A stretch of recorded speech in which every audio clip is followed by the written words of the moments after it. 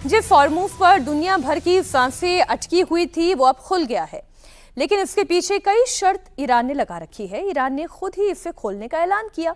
Trump ने भी कहा कि ईरान ने कारोबार के लिए हॉर्मूज को क्लियर कर दिया है।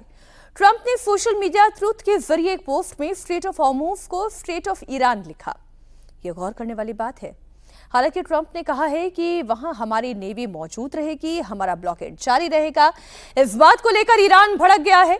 दरअसल ईरान ने इजराइल लेबनान में 10 दिन का सीज फायर होने के बाद हॉर्मूज खोला और इसी शर्त पर उसने हॉर्मूज को बंद रखा था। लेकिन कल लेबनान और इजराइल के बीच युद्ध विराम हो गया, जिसके बाद ईरान ने हॉर्मूज को खोलने का ऐलान कर दिया। इस पर ट्रंप ने कहा है कि भले ही ईरान ने हॉर्मूज खोल दिया है, लेकिन हमारी नौसेना वहां से हटेगी नहीं, मतलब कि मोर्चाबंदी जारी रहेगी।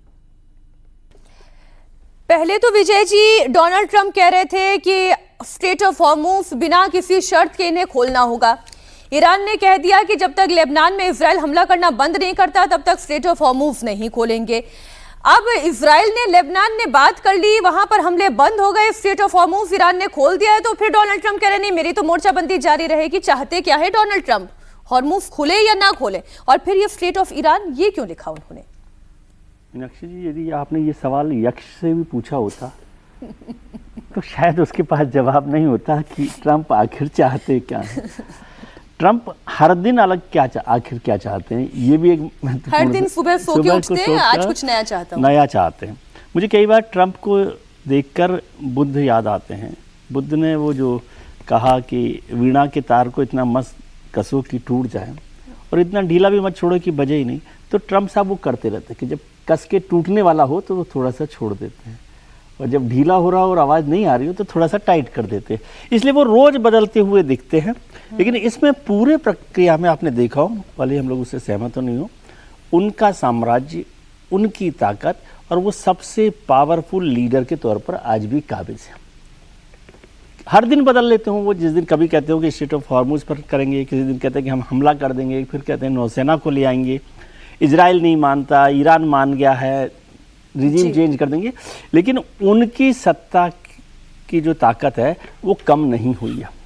आपको ऐसा लगता होगा कि कम हुआ होगा, कुछ विरोध हुआ है ये, लेकिन आज भी सारी दुनिया ट्रंप को देख रही है कि ये ईरान इजराइल की जंग में क्या होगा, स्ट्रेट ऑफ हॉर्मूज में क्या होगा, जो सैंक्शंस लगे हुए हैं उसमें कैसे होगा। किसी को वो कहते हैं कि रूस से तेल खरीदिए तो रूस से तेल खरीदिए, आज 30% खरीदिए तो 30% खरीदिए, ईरान से कुछ मिल जाएगा, ईरान से गिफ्ट मिल जाएगा। और पाकिस्तान में जो इस्लामाबाद टॉक्स हुई उसमें भी ट्रंप की भूमिका है। टर्की कैसे बिहेव कर रहा है, सऊदी अरब कैसे भूमिका। तो इसलिए ये महत्वपूर्ण नहीं है कि वो चाहते क्या है, वो ये चाहते हैं कि उनकी सत्ता बनी रहे और उसमें वो मोटे तौर पर कामयाब और ट्रंप प्रोजेक्ट यही कह रहे हैं कि उनकी वजह से ये हॉर्मूज खुल गया। बल्कि ईरान ने ट्रंप को जवाब दिया और कहा कि हॉर्मूज का खुलना या बंद होना सोशल मीडिया पर नहीं होता। जैसे कि ट्रंप ने कहा है कि उनकी नौसेना यहाँ मौजूद रहेगी, तो हम इसे सीज फायर के उल्लंघन के तौर पर देखते हैं और हम देखेंगे कि फिर इसका क्या करना है। तो क्या ईरान इस पर हमला कर सकता है? अभी जो बात विजय जी कह ही रहे थे, हर्षवर्धन जी, वही मुद्दा उठा लेती हूँ। ईरान ये बोल तो रहा है कि खुलना और बंद करना कोई सोशल मीडिया पर तो होता नहीं है, और युद्ध विराम का अगर आप उल्लंघन कर रहे हैं तो फिर हम देखेंगे क्या करना है। तो ईरान कोई हमला तो नहीं कर सकता, या ईरान हमला कर देगा?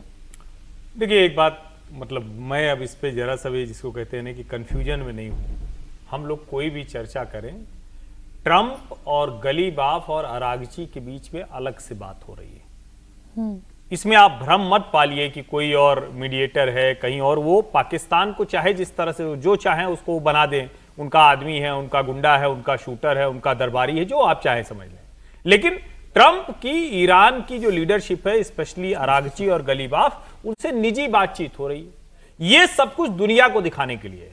अमेरिका अपना जो डोमेस्टिक पॉलिटिक्स है और गलीबाफ और अरागची जो IRGC का दबाव है उसको कम करने के लिए।